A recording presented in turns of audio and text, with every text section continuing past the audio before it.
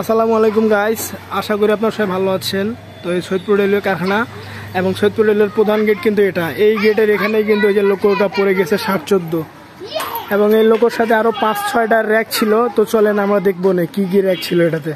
আর এখানে কিন্তু শো পিসের মতো পার্বতীপুরে কেলোকা যেরকম আছে, কেলোকাতে তো ইঞ্জিন দেওয়া, আর এখানে শুধুমাত্র বগি একটা শো পিস করা। এটাতে নতুন 2025-এ উদ্বোধন করা হয়েছিল। তার মধ্যে অলরেডি এটা ভাঙে গেছে, কি হয় যাই হোক, তার মধ্যে যে ভাঙে গেছে অলরেডি। একটা কি সুন্দর একটা ছিল, মানে এই স্ল্যাবগুলো ছিল একদম, ওটাই ভাঙে গেছে। যাক, আর কিছু বলার নাই। এবং সৈয়দপুর রেলওয়ে কারখানায় কিন্তু সবাই আসবেন, এটা ঘোরার জন্য কিন্তু অনেক অস্থির একটা প্লেস। কারণ সৈয়দপুর রেলওয়ে কারখানা থেকে এবং সৈয়দপুর রেলওয়ে স্টেশন কিন্তু বেশি দূর না, সর্বোচ্চ হাতে গোনা কয় মিনিট লাগে?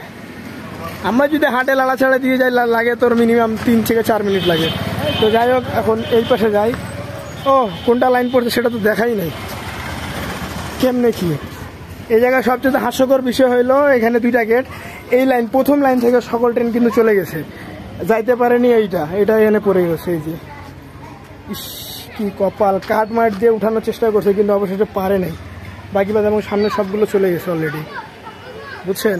এটা ছিল এই পাশের দা। এখন এই পাশে যাই, দেখি ওই পাশে কি কি পড়ছে। এটা কিন্তু পুরো লোকর ভিতরের যন্ত্রাংশ। কালি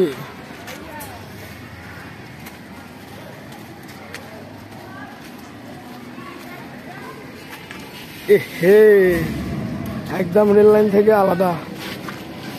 কতটুকু আলাদা হয়ে গেছে ওই পাশে মাঝখানে, এবং দাবে গেছে। কারণ এই জায়গাটা আছে রেল লাইনে এবং ওই সামনের জায়গাটা রেল লাইনে না, এই জন্য দাবে গেছে লোকোমোটিভটা। কি অবস্থা! এটাকে সবাই যে বলে WTM তেল খোর, এটা বলার কারণ কি, এই যে তেলগুলো এনে পড়তে গেছে সকাল দিয়ে পড়ে পড়ে এখানে পুরো কালো হয়ে গেছে অলরেডি। তারপর এই পাশে কালো পড়তেছে, টিপ টিপ করে পড়তেই রয়েছে। তো ওই পাশে 2টা পড়ছে। এই যে WTM 3D 7-14টা অলরেডি কারখানায় মেন গেটে পড়ে গেছে, লাইনচ্যুত হয়েছে।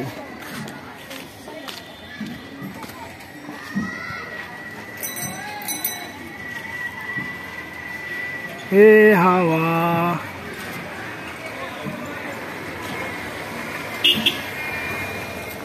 তো যাওয়া যাক, দেখা যাক এটি কোনটা ট্রেনের র্যাক ছিল, কোন ট্রেনের র্যাক। এটা কিন্তু অবশ্যই জানা কথা। 759, 760, তারপরে 769, 70, 53, 54, 791, 92। অলরেডি আমি শুধুমাত্র ট্রেনের কোডগুলো বললাম, তাহলে এখন আপনারা বুঝে যান কোন ট্রেন হতে পারে। তো যাই হোক, কোড বলে তো আপনার ট্রেনটা দেখানো উচিত। এই যে পদ্মা, সিল্ক সিটি, ধূমকেতু, বনলতার কোচ কিন্তু অলরেডি এখানে পড়ে গেছে। এটার র্যাক ছিল মিনিমাম 9 থেকে 10টা, তার মধ্যে অলরেডি ঢুকছে কয়টা? 1টা, 2টা, 3টা। লোকের সাথে একটা, এটার সাথে একটা, 2টা, এটার সাথে একটা, 3টা, ওটার সাথে একটা, 3, 4টা। আর অলরেডি 5টা স্টেশনে শোকাহত অবস্থায়। 5টা। এই যে Shovan chair, Padma, Silk City, Dhumketu, Banalata, 3টা কোচ 4টা নামে চলে। তার মধ্যে বনলতা বাদ দিলাম, পদ্মা, সিল্ক সিটি, ধূমকেতু এটা কিন্তু 2টা র্যাক 3টা নামে চলে। তো এটা ছিল বাইরের অবস্থা, যেভাবে পড়ে গেছে। এগুলো সব কিছু ঠিক আছে, পড়ছে তো লোকোমোটিভটা।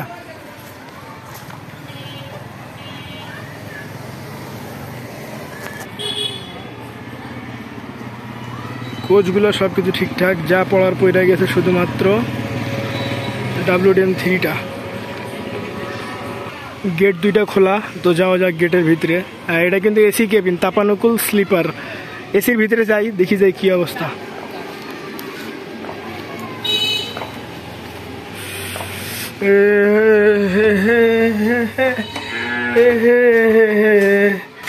এটি কিন্তু পুরোটাই এসি কেবিন, আমরা দেখতেই পাচ্ছি অলরেডি। ভাই, ভিতরে কিন্তু অনেক গরম গ্যাস। তো এটি হচ্ছে সিল্ক সিটির ঘুমানোর স্থান বাইরে থেকে। এবং ভিতরে কি কি রয়েছে এখানে আমি আপনাদেরকে দেখাই। একটা জাস্ট ফ্যান আছে, তারপর আর কিছু নাই। পুরোটা এসি, কিন্তু যে উপরে এসি রয়েছে আর কিছু নাই। এটি ছিল একটি কাভার্ড রুম, এই যে গেট লক সিস্টেম। এটি খুলে আরেকটি, এখানে ঘুমানোর মানে সব কিছু সুবিধা সহ। এটি এইভাবে, বা এমনিতে গরম, এই জায়গাতে প্রচুর গরম, এদিক মানে থাকতে পারবেন না, গ্যাসে ভরা। তো যাওয়া যাক, দেখা যায় এখানে কি। এই যে এর ভিতরে এই মাত্র কাম সেরে বের হইলো, মানে হয়তো বার আসছিল চেকিং করতে।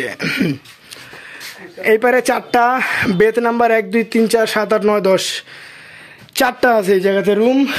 ভাই এই জায়গাতে কথা বলতে আমার দম বন্ধ যাচ্ছে, প্রচুর গরম, গ্যাস। তখন এটিতে বেরো আস্তে কইরা। ভাই এটি ছিল এই যে সৈয়দপুর রেলওয়ে কারখানা, কিচ্ছু দেখা যাচ্ছে না, মানে পুরোটাই গ্যাস থাকার কারণে এটি হচ্ছে। এবং এটি যে পড়ে গেছে এখানকার, এটাই মেন হচ্ছে কাহিনী।